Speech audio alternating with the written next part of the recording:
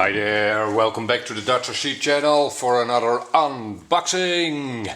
And it's a mainly largely unmarked box, but what does it say? It says FPV 2-axis brushless gimbal with controller for DJI Phantom. As you probably know, I do not have a DJI Phantom and I will probably never have, but this gimbal should also be useful for other copters, or maybe to strap onto a handheld to film other things and to stabilize that footage, of course. So let's dig in. It comes with an instruction sheet. A wiring diagram. That might be useful. I'm sure it can be hooked up to other quadcopter controllers. Alright, okay, let's get rid of the box. It's wrapped in a bubble wrap. And there you have it, a brushless gimbal. It'll go like this. This plate will screw onto your quadcopter or the handle you want to use it for, and over here you will strap down your action camera. And as you can see, it has two brushless motors. Here is a motor and a counterweight, and here is a motor. Over here there is the control board. It has a power input cable with a GST connector, and on this side over here there are a few servo-like connectors to control the movement of the gimbal. And it comes with a set of mounting screws and a set of wires to hook it up to your flight controller.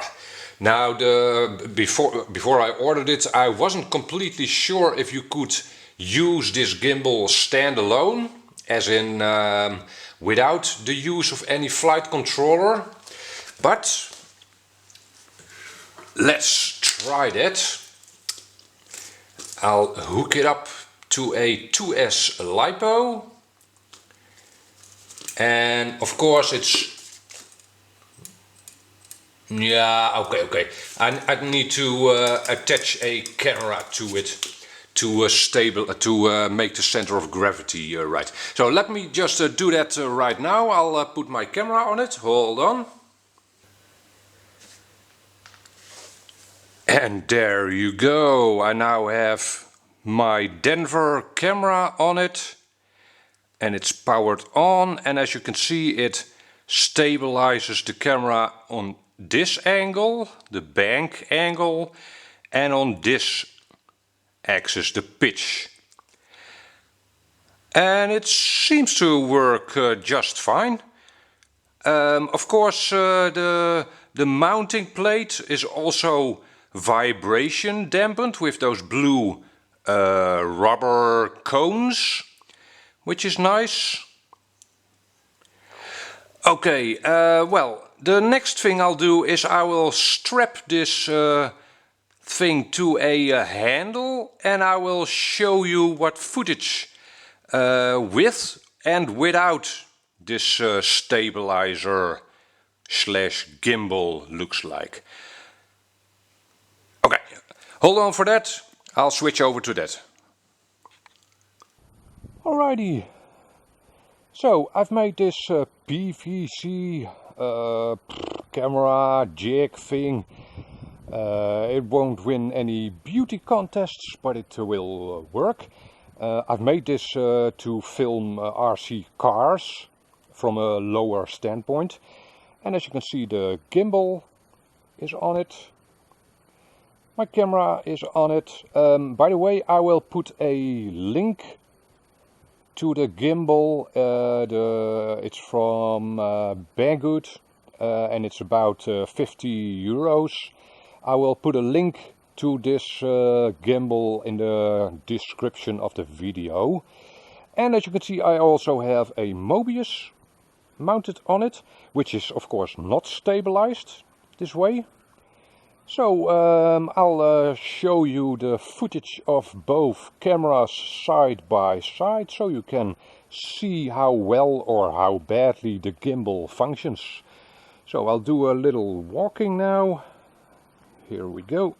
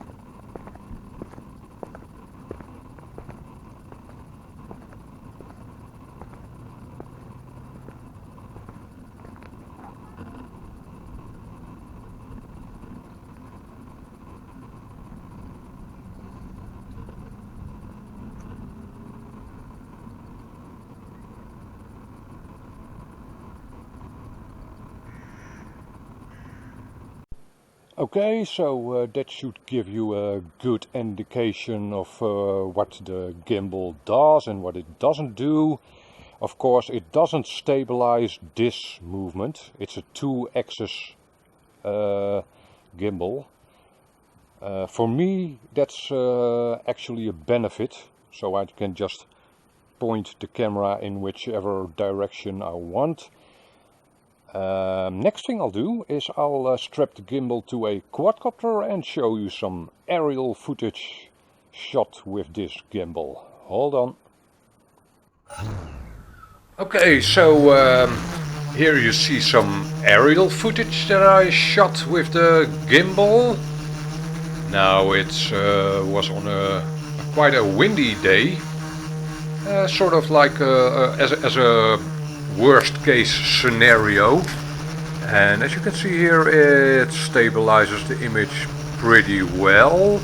I will already tell you that in a few minutes there will be some moments in which the gimbal can't correct every movement.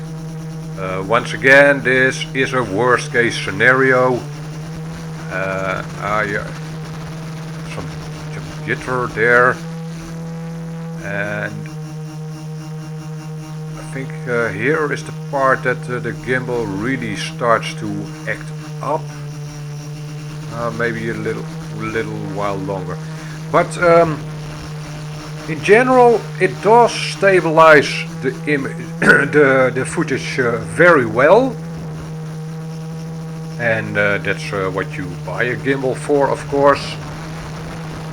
And here you see it can't handle the pitch movements or not fast enough. Once again, it's windy and I'm flying forward here.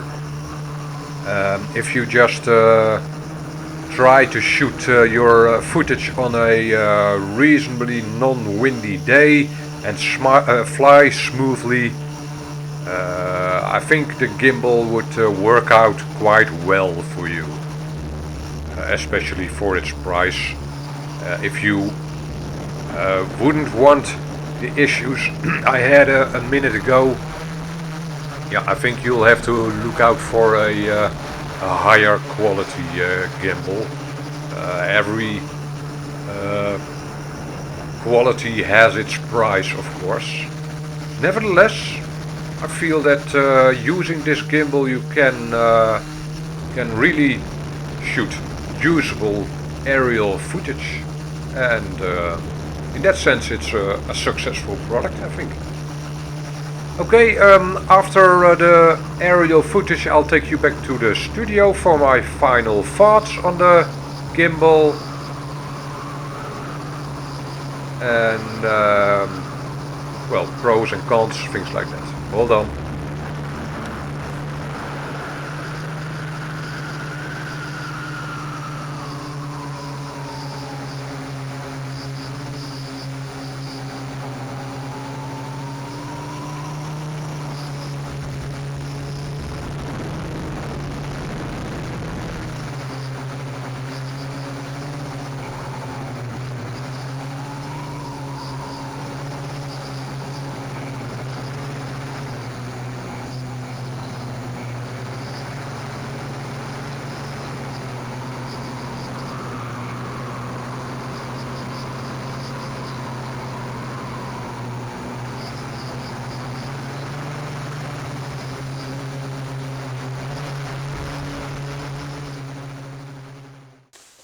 Okay, so we're back in the studio, and as you can see the gimbal is still attached to my quadcopter.